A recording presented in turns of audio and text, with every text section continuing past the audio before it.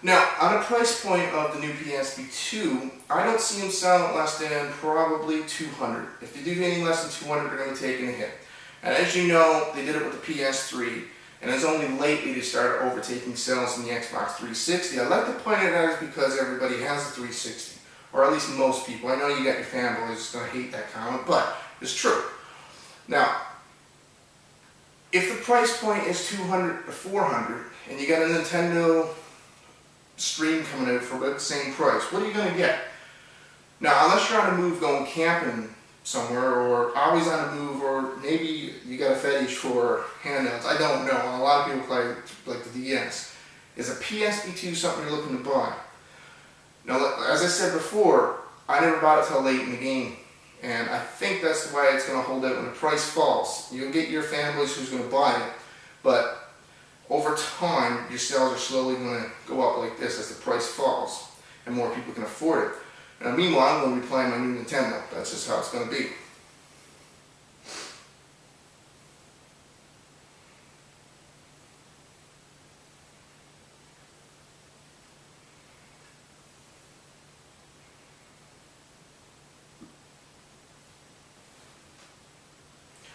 Some of the other features of this new PSP 2 is it's going to be 6-axis. I don't like that, but it's going to have it. I did like it for, I guess, heavy rain and stuff, but not. I don't know about for a handheld. Like, you get that weird. You're not going to be able to see the screen when you tilt. I don't know.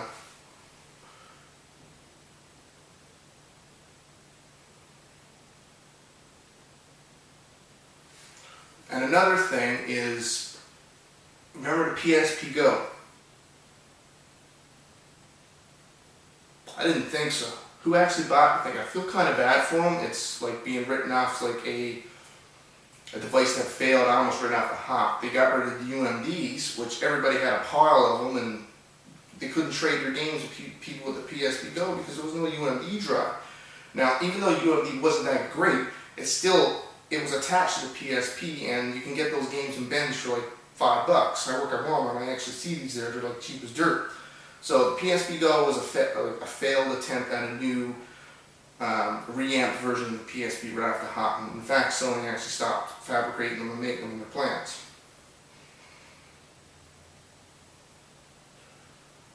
Some of the other things I want to point out is Sony got hacked, and all people's personal information got stolen from some hacker in Nigeria somewhere.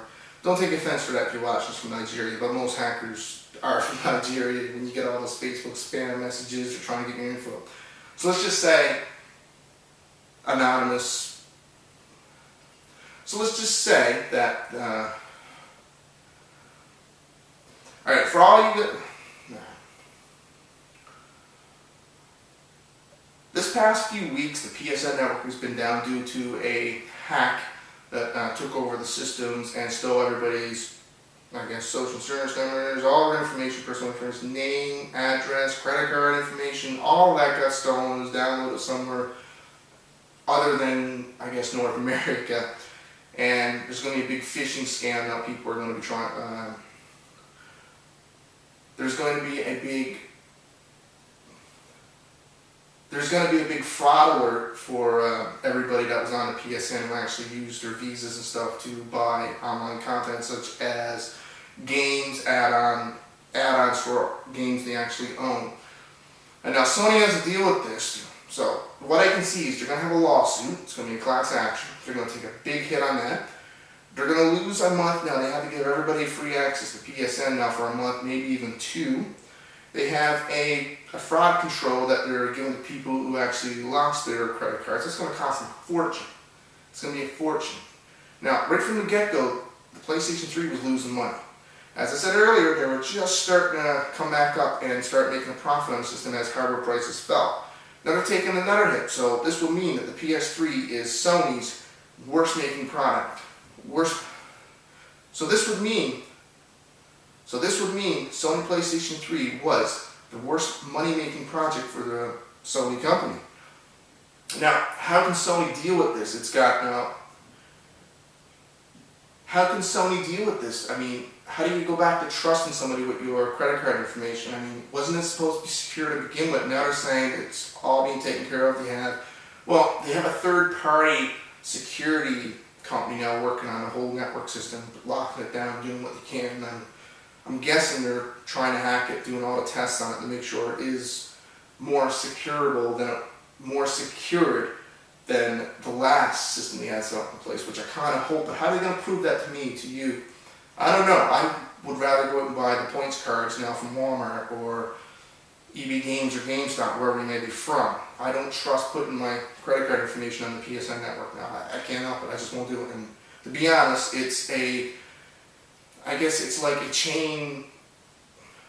To be honest, it's like a chain of events now. I don't really trust doing it for the Xbox anymore. I'm a little bit woozy on how they protect my information. So, for the whole gaming industry, this is something that's going to impact every market, whether it be Sony, Microsoft, Nintendo. You're just thinking, how are they securing it all? How can some kid, or we'll say kid, named Anonymous from somewhere around the world get into the system and get all this? I don't know.